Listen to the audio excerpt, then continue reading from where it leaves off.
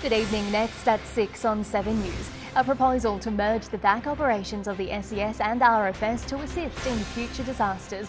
But what does the community think?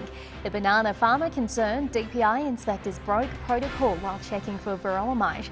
Celebrations for a milkman hanging up bottles after 30 years of service. See the exciting intergenerational art exhibition in Casino. Can the Blues get up in touch at football's state of origin? And in the national news, anger from survivors as one of the Bali bombers prepares to walk from jail early. And the warning from tech giant Apple, could your phone be at risk of getting hacked? This is 7 News, the voice of the coast. Tonight, a call to stop the recommended merger between the SES and RFS. Broken protocol, a banana farmer fears his farm could have a dangerous virus. I'm Daniel Gibson. Later this news hour, fury as a Bali bomber prepares to walk free from jail. His sentence slashed, and a man charged over the fiery murder of a young boy in a neighbourhood dispute. 7 News begins now. Good evening. The flood inquiry recommendations to partially merge the SES and RFS has been met with pushback. Residents believe without adjustments to upper management, nothing will change. The merging of the State Emergency and Rural Fire Services back offices has been met with a cold reception. You haven't seen any of the SES around anywhere, have you? Beth Travan is the coordinator of the Lismore Citizens Flood Group. She spent hours with co-author of the flood inquiry, Mary O'Kane. Sam Payne, 7 News. When it comes to pests and disease, strict protocol can make or break a farm. One Coffs Harbour banana grower is concerned a tiny misstep could cost him his livelihood. One spore could be all it takes to bring down Nikki Singh's banana plantation. Panama disease, a fungus transported by soil that kills infected plants, has only officially been detected in the Northern Territory. Claire Morton, 7 News. Manning and Great Lakes dairy farmers' milk delivery has come to an end. The Puran family has been in the business for 30 years and this morning marked their final run. It's the end of an era for the Perham family. Rick Perham has been delivering dairy farmers' milk since 1992, and he hasn't forgotten where it all started. Residents of Corrockeye are thankful tonight after the latest flood relief delivery. It included much-needed supplies and furniture. The delivery is the result of a 6-week initiative set up in the Warrialda Town Hall by the local RSL branch. There will also be deliveries to Woodburn and Wardle. The group plans to make another drop-off by the end of the month. Well, it's time now for a quick check of the weather with Kirstie Fitzpatrick. And Kirstie, another nice day along the coast. It was, Maddie, although quite a cool start for some of us. Good evening, everybody. Once again, temperatures dropped to really less than 5 degrees for much of the south again, although the skies cleared to sunshine following some patchy fog and even some frost. And our temperatures increased back to the low 20s, in fact the mid to high 20s towards the north and the northern rivers. Grafton today 26 degrees, 27 degrees in Lismore today, while Ballina also reached a top of 26. Gusty winds this afternoon did impact how warm it felt though. In Coolangatta 24 was the top, although it felt like just the high teens this afternoon. Tomorrow we could see early fog and slightly cooler temperatures. Our weekend forecast coming up after sport, Maddie. Thanks, Kirstie. We'll see you in a few minutes. A Port Macquarie man will spend the next 60 days running to the Gold Coast in a fundraiser he's dubbed Nick's Great Dad Run. Nick Burke is using his own experience to raise awareness for dads battling mental health. 600 Ks in 60 days. Nick Burke has set out on a massive mission, raising funds and awareness for fathers and mental health. The plan is to jog from Port Macquarie to the Gold Coast. Samantha Crowe, 7 News. Still to come in 7 News, an unforgettable art show in Casino and what it takes to ride 80 kilometres on horseback. And a little later on this news hour, a Bali bombing terrorist set to be released after serving just half of his sentence. World leaders warned of a possible nuclear disaster in Ukraine. 2 people pulled from a fiery sports car crash. And the major tech flaws that could let hackers control your iPhone.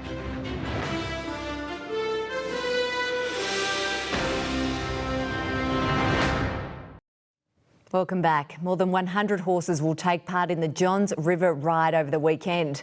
Zone 6 Endurance Riders is bringing back their 2-day endurance event after the flood sidelined the action. It's a grueling test of strength and challenges how well you control your horse. The John River Ride returns with more than 100 horses and riders for the 2-day endurance event. A heartwarming community program was on display in Casino today. Aged care residents teamed up with local school kids to put on an art show they won't forget.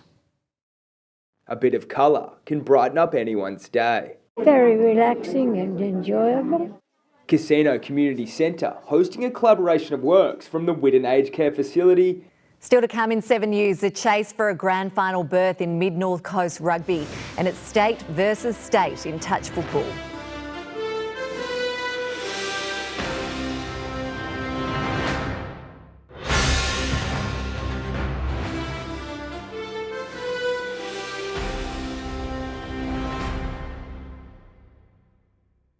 It's state of origin, but slightly different than what you might expect. New South Wales and Queensland players are donning the blue and maroon jerseys for touch football's biggest rivalry. State versus state, mate versus mate. The touch football state of origin kicking off in Coffs Harbour today. The Port Pirates and SCU Marlins are one step away from a Mid-North Coast Rugby Grand Final. The Marlins lost last week's major semi-final against the Hastings Valley Vikings. The Pirates securing their spot after a win last weekend against the Cough Snappers. They're a very well-balanced team right across the park. They're very well coached. So I personally think they're one of the form teams of the comp. The Pirates are the only team that has beaten the Vikings so far this year. Still to come in 7 News, we'll have your weekend weather forecast. That's coming up next.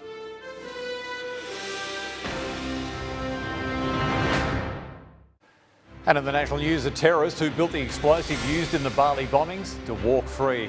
A supercar driver trapped in a fiery street crash, and the security warning for the Apple users: how to protect yourself from hackers. That's all coming up soon.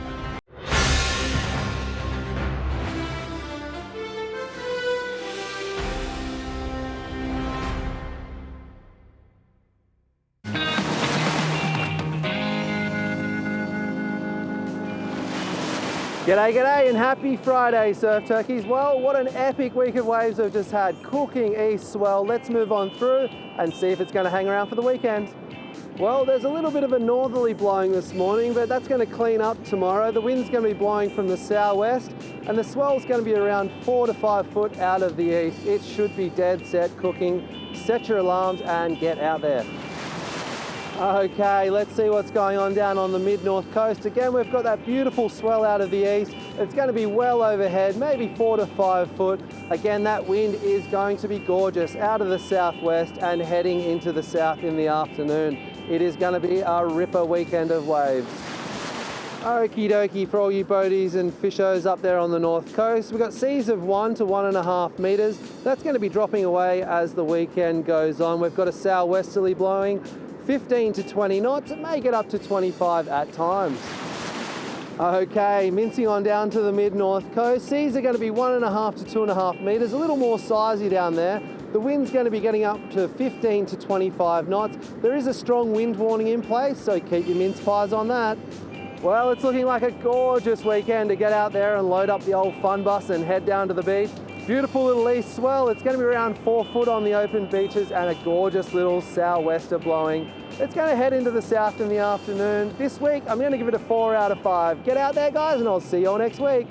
Thanks, Brendo, and good evening, everyone. A cold front has moved over parts of New South Wales and Victoria today, with cooler temperatures and showers into this morning. The wet weather will linger, as we can see, for the southern and central inland. Clearer skies on the way for Sunday, but a new trough will track from south to north over Monday and into Tuesday next week, while onshore winds are expected to trigger showers right along our coastline.